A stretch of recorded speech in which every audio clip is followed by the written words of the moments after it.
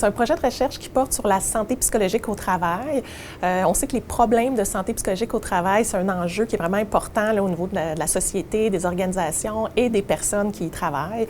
À titre d'exemple, l'Organisation mondiale de la santé va nous dire que c'est environ 15 % des personnes de la population active qui vont vivre avec un trouble mental. Mais si on élargit même un petit peu plus la notion de trouble mental et on regarde les personnes qui vivent des hauts niveaux de stress ou de la détresse psychologique, on arrive plus à une personne sur 4, une personne sur 5. Donc, ça touche énormément de personnes. Et malheureusement, on ne peut pas dire que c'est une tendance qui va aller en s'améliorant dans les prochaines années. On a des environnements de travail qui sont quand même très stressants, beaucoup de changements auxquels les gens doivent s'adapter, qui arrivent parfois même de façon simultanée. Et aussi, depuis l'arrivée plus massive du télétravail, encore plus de difficultés à séparer le travail de la vie personnelle. Donc, on a vraiment besoin d'outiller les employeurs et les travailleurs, les travailleuses pour qu'ils puissent prendre soin d'eux, prendre soin de leur santé psychologique au travail. Et c'est un peu dans cette optique-là que nous, on a voulu concevoir un outil parce que on remarque que les outils existants au niveau de la santé psychologique au travail, souvent, peu sont basés sur des données de recherche ou encore peu ont été testés, expérimentés là, de façon scientifique là, dans les milieux de travail.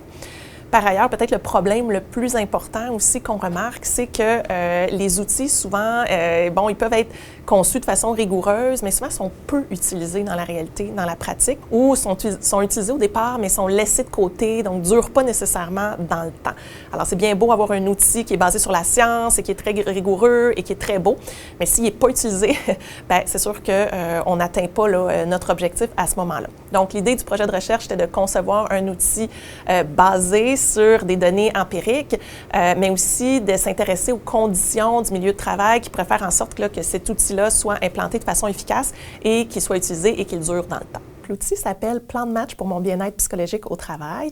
C'est un outil qui est disponible en format PDF interactif, mais qu'on peut aussi imprimer et remplir là, à la main. Donc, c'est un outil qui se divise en 3 grandes sections. Alors, on a une première section où on invite les gens à prendre conscience des signes précurseurs d'une difficulté de santé psychologique au travail.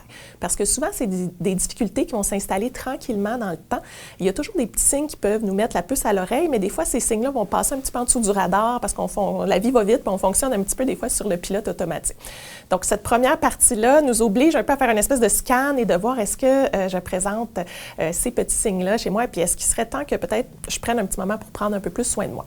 La deuxième partie de l'outil, on présente 20 stratégies d'autogestion, donc différents petits gestes qu'on peut faire dans notre quotidien pour prendre soin de notre santé psychologique au travail.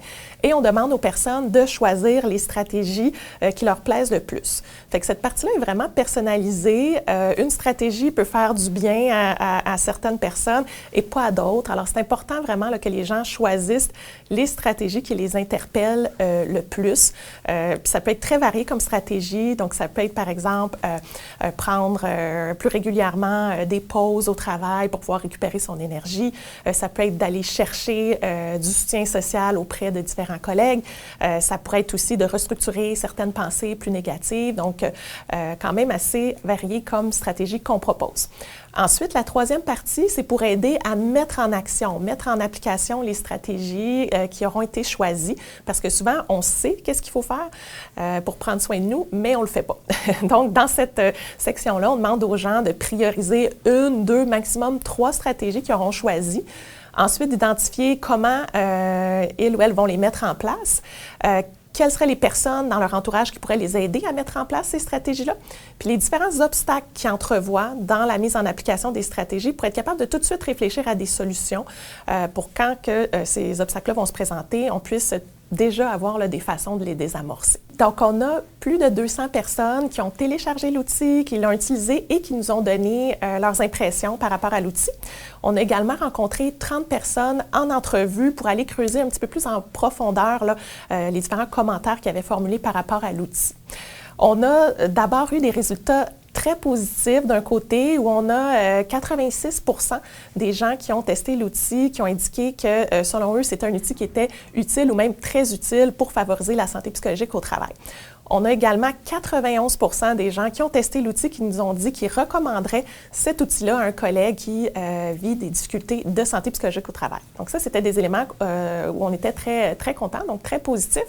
Par contre, on a eu quand même quelques petits éléments moins favorables par rapport à l'outil qui ont été soulevés et qui nous ont permis d'apporter des ajustements à l'outil pour qu'il soit encore plus efficace. Ensuite, on a beaucoup travaillé pour améliorer la facilité d'utilisation de l'outil, puisqu'on a remarqué que les gens qui vivaient quand même certains symptômes de détresse psychologique étaient ceux et celles qui avaient le plus l'intention d'utiliser l'outil dans le futur. Donc, l'outil est le plus utile pour ces personnes-là, mais souvent, ces personnes-là vont avoir des fois peut-être plus de difficultés de concentration, étant donné que des problématiques de détresse psychologique, ça peut venir affecter notre énergie et notre capacité à nous concentrer. Donc, on a ajouté dans l'outil des cases à cocher, des menus déroulants, un code QR qui mène vers plus de ressources pour nous aider à mettre en place les différentes stratégies choisies. Alors, on espère que ce sont des changements là, qui vont pouvoir rendre l'outil encore plus facile pour que les personnes qui en ont le plus besoin puissent l'utiliser. Pour les travailleurs, je leur dirais, bien, essayez l'outil, il est gratuit, il est disponible et aussi essayez de le garder actif dans votre quotidien parce que l'approche d'autogestion sur laquelle est basé l'outil, elle va être efficace si c'est quelque chose qu'on intègre vraiment et qu'on continue à utiliser dans le temps. Je leur dirais aussi d'être à l'écoute des signes précurseurs, justement, qui peut avoir une difficulté de santé psychologique qui est en train de prendre place, parce que, comme je disais plus tôt, les signes précurseurs, souvent, ils vont s'installer tranquillement dans le temps et bien qu'il soit jamais trop tard pour agir, plus on agit rapidement, plus c'est facile de retrouver un bon état de santé rapidement.